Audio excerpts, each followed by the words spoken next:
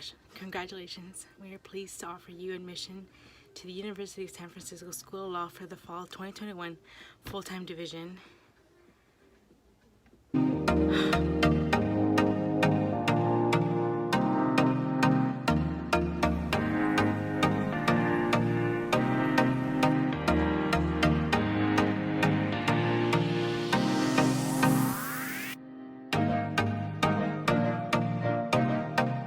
Hey everyone, welcome back to my channel. My name is Alondra Elizabeth. This video I just wanted to go through what I do when I read for classes, like what I use, how long it takes me, what my reading schedule looks like, and just kind of focus on the readings themselves. Just for like a little insider look on how that looks like, because I know when I first came in it was like a bit daunting trying to decide or figure out how it should look like, and by no means am I saying that the way I do it is the way it should look like, but this is just the way I've like settled on doing, so I thought I would share. Right, so it's Friday evening and I'm reading torts for Monday's tort 9 a.m. class. I need a book stand to put my book. I use a normal notebook, literally just college ruled. I use a pencil, a pen, and clear sticky notes. There's only one left here, so I need a new pack. But this is literally the extent of my supplies. So when I take notes on the notebook, it's like content, like literally the title of what I'm reading today is Policy Basis for Invoking No Duty. And so there's just like general information that I take in my notebook. And then when it comes to briefing, I do it on a separate sheet of paper. And that includes the issue, rule, procedural history, the holding, the rationale, and the facts of the case. And so again, that goes on a separate sheet of paper when it comes to cases. And then the clear sticky notes I use in the book whenever it's like summarizing or like really going through some long parts, because usually the professor wants to go back to those parts and like look at the language in the case. So I usually use the sticky notes to like note where that is, so that in class I have something to look at really quickly without having to like shuffle through notes or like separate sheets of paper, etc. So that's how I go in. That's like the attack plan. Literally everything I take is in pencil. The pen is honestly only there for when I title like a reading notes for class 10:05, October 5th, whatever, like that's literally all I use it for. And yeah, like I think I've mentioned before, I don't really use highlighters just because I think it's like too much work to be highlighting, and I don't feel like I lose out on much for not highlighting, and then I don't actually write in my textbook because it's rented. So yeah, that didn't really work for me, and this is pretty much all I do, and I do it for every class. For every class I read the weekend ahead for the first class of the week. So for torts on Monday, I read on Friday. For contracts on Tuesday, I read on Saturday. And for Civ Pro on Wednesday, I read on Saturday as well. And then the rest of the weekend is spent doing writing assignments, because I actually get quite a few for each class. So that's how my weekends look, and this is how I attack my readings. Something that also goes into the actual notebook are my notes on the notes in the back of the book. So, in the back of the case. So at the end of every case, there's always a little section titled Notes and Questions, and like they can range from 4 notes to like 10 notes. And so usually these notes ask questions about the case to like better solidify like what the issue is, or like what the holding was, etc. And also some notes completely introduce new cases, like to either compare or distinguish them from the case we read. And so it's meant to like get your mind thinking and like discussing and trying to figure out like, why is this case important, or like what did it decide, how did it change the law that already existed, or how did it like support a recent law that was given, etc.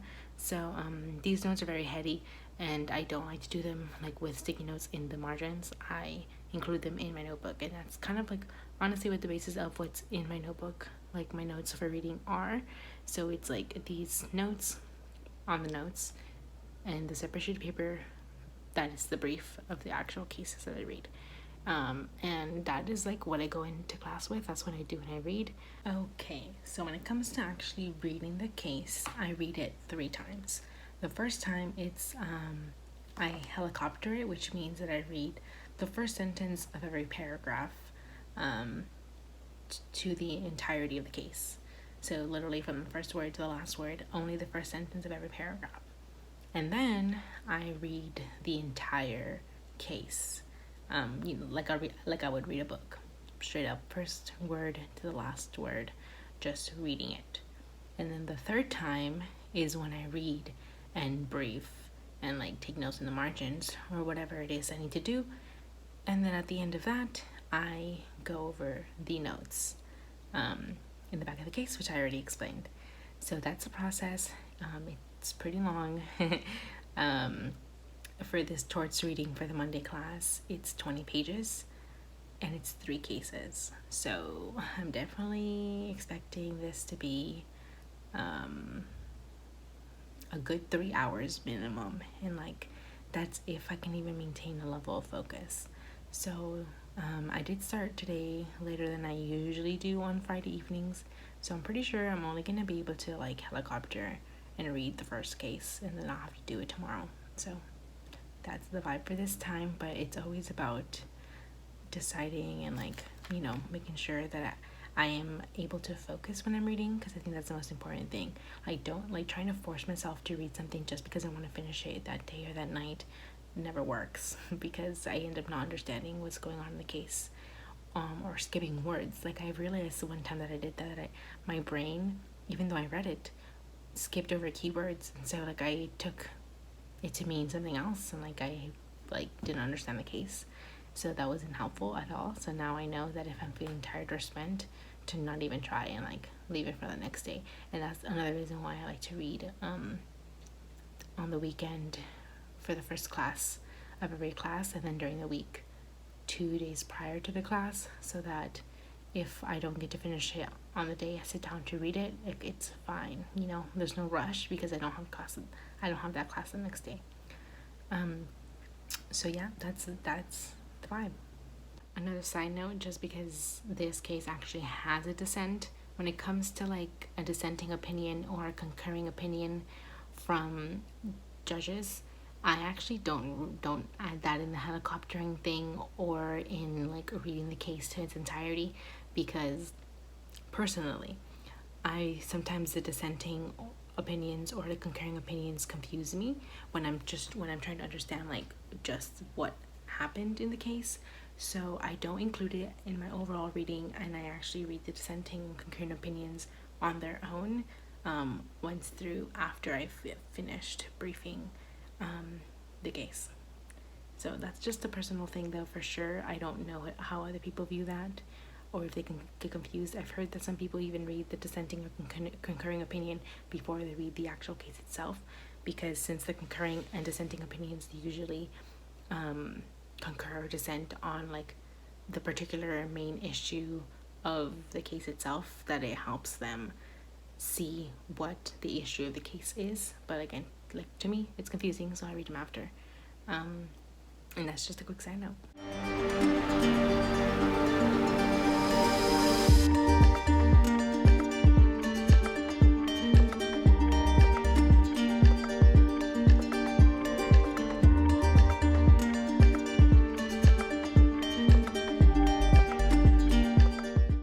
Alright, it's Saturday. I just finished my torts reading. It took me about 3 hours and a half, so a little more than I wanted it to. But yeah, I mean, this is pretty much it. I literally do the same thing for every single class, contracts and civil procedure. For LRWA, we don't really have readings like this. But that's my attack plan when it comes to reading. I hope this is kind of helpful. I don't know if anybody else kind of struggled or is struggling with this at the beginning of law school. I know I did at the very beginning, which is why I wanted to share what I do now. Let me know if you have any questions, and keep an eye out for future videos. Thanks for watching.